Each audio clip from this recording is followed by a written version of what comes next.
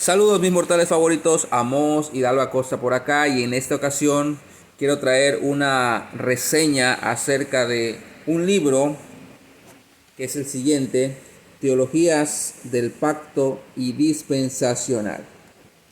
Un libro que es muy interesante y ahorita voy a explicar por qué y voy a dar algunas características, y al final voy a proporcionar un pequeño ejemplo de este sabor muy particular que encontramos en este libro, ¿sí?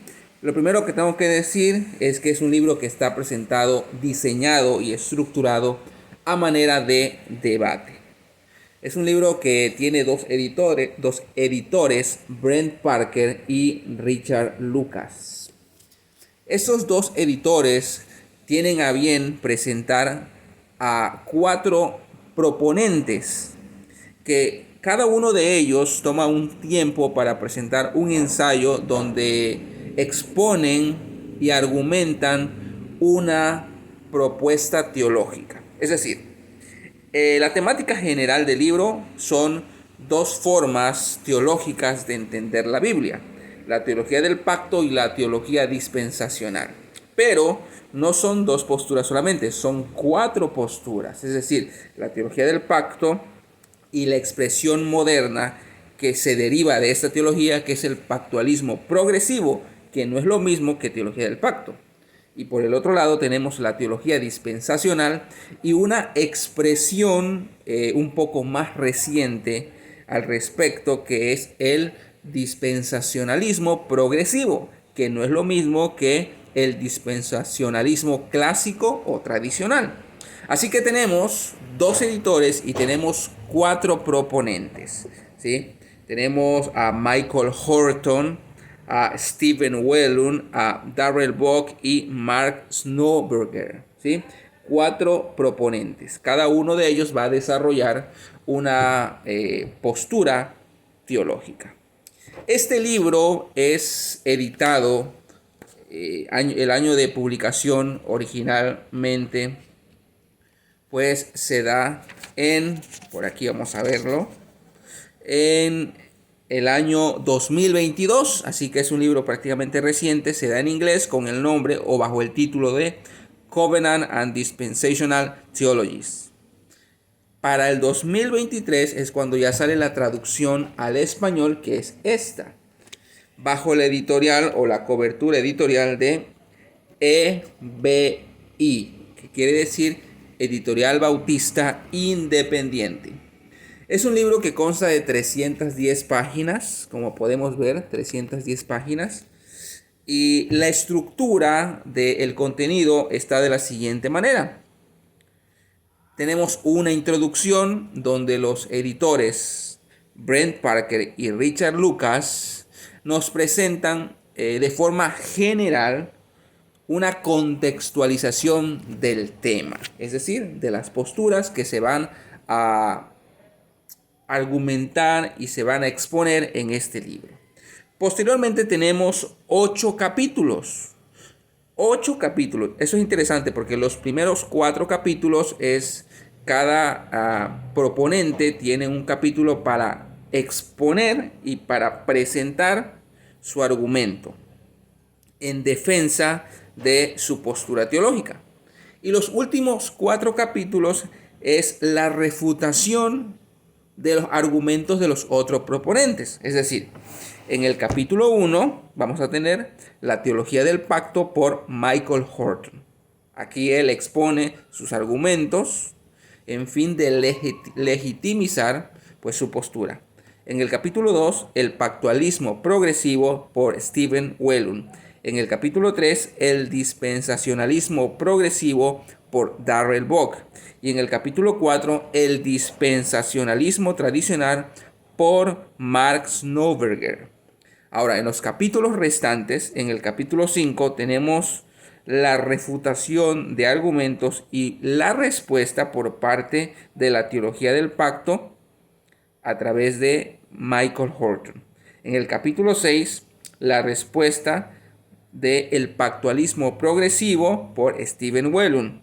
En el capítulo 7, la respuesta por el dispensacionalismo progresivo en la voz y en la escritura de Darrell Bock. Y por último, la respuesta de El dispensacionalismo tradicional por Snowberger.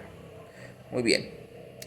Al final, los editores nos presentan una conclusión, que esto es un breve resumen de todo lo que se ha desarrollado a lo largo del libro, pero también, y esto es muy importante, nos presentan, esto es ya en la conclusión, unos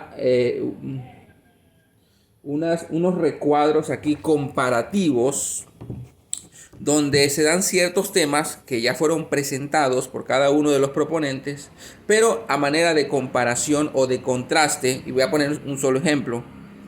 Cuando se habla de el pacto en la creación, en el recuadro comparativo vemos que la teología del pacto y el pactualismo progresivo afirman y entienden que sí hay o que sí hubo un pacto en la creación, mientras que el dispensacionalismo clásico y el dispensacionalismo progresivo no aceptan o no entienden que en la creación haya un pacto como tal, ¿sí?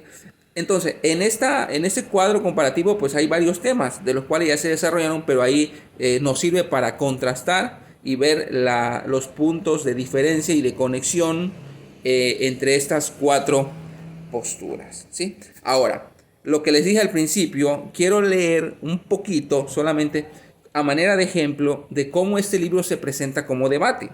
Porque en los primeros capítulos, lo que hace es que cada proponente presenta un discurso a manera de ensayo de su postura. Y en los últimos capítulos, cada uno de los proponentes toma un capítulo más, pero para refutar los argumentos de los otros proponentes y de sostener su postura con sus argumentos. Entonces, voy a dar un solo ejemplo. Por ejemplo, en la página 183. Y estoy hablando de en el capítulo de El dispensacionalismo tradicional, donde Mark Snowberger presenta los argumentos para esta postura. En la página 183, cuando se habla de la profecía de Amós acerca de la restauración del tabernáculo de David, que incluía a los gentiles, fíjense lo que dice Snowberger.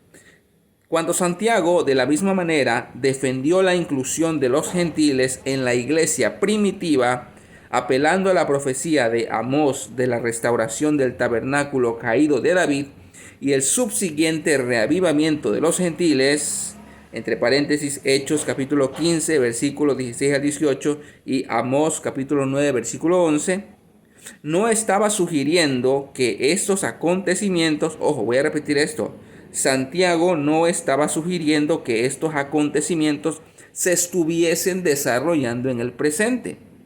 Después de todo, para que se cumpliese la profecía, fíjense lo que va a decir Snowberger, para que se cumpliese la profecía de Amós, primero tenía que restablecerse la casa de Israel entre todas las naciones. Ojo con esto, porque el dispensacionalismo tradicional apela a una hermenéutica literal.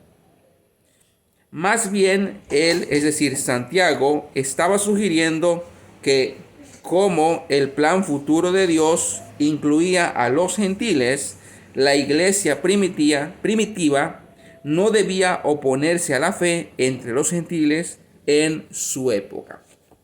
Si nosotros prestamos atención a esto, lo que Snowberger está tratando de decirnos es que de una u otra manera la profecía que se decía en Amós capítulo 9, versículo 11 respecto a la restauración del tabernáculo caído de David no se cumplió, aunque Santiago en el libro de los Hechos nos dice que sí. Ahora, esto es interesante porque este punto que Snowberger nos comentó lo va a retomar Michael Horton.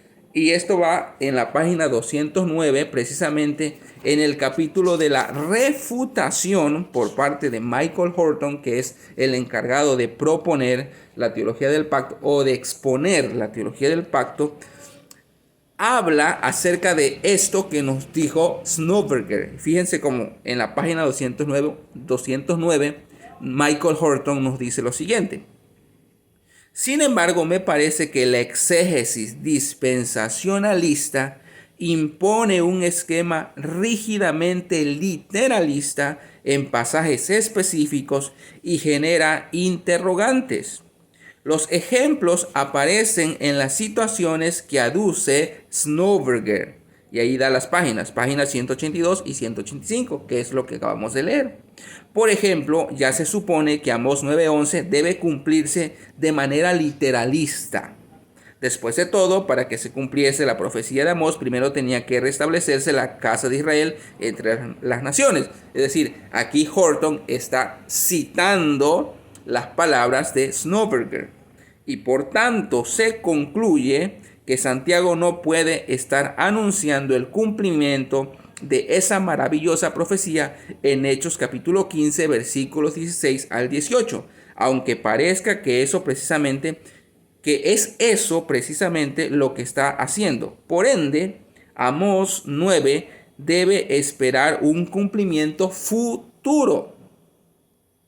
De esta manera, la era milenaria se hace el comodín de decenas de profecías que la interpretación literalista niega en la economía presente, aun cuando los mismos apóstoles las citen como promesas que han sido y están siendo cumplidas. La fuerza persuasiva del argumento de Santiago en este sínodo, hablando de Hechos capítulo 15, radica en su anuncio de que lo que Amós profetizó precisamente en Amós 9:11 se estaba cumpliendo delante de sus ojos. Interesante porque en el capítulo donde Snowberger, desde la postura o desde la teología dispensacionalista tradicional, entiende que Santiago, al retomar o al hacer cita o referencia de Amós y de la profecía de Amós respecto a la restauración del tabernáculo caído de David, se está cumpliendo, pero no de forma literal. Entonces Michael Horton, ya en el tiempo de su contraargumento o de su refutación, él corrige a como él lo entiende esta mala hermenéutica literalista del dispensacionalismo tradicional, ¿sí? Y entonces hasta dice, para el dispensacionalismo tradicional, el comodín viene a ser la era milenaria o el milenio futuro. Como podemos ver, este libro está presentado a manera de un debate, donde cada proponente tiene su espacio para disertar y exponer su punto teológico, y después cada proponente tiene su espacio para una contrarrefutación.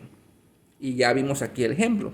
Así que por demás está recomendada esta obra, Teologías del Pacto Dispensacional. Eso es todo y muchas gracias.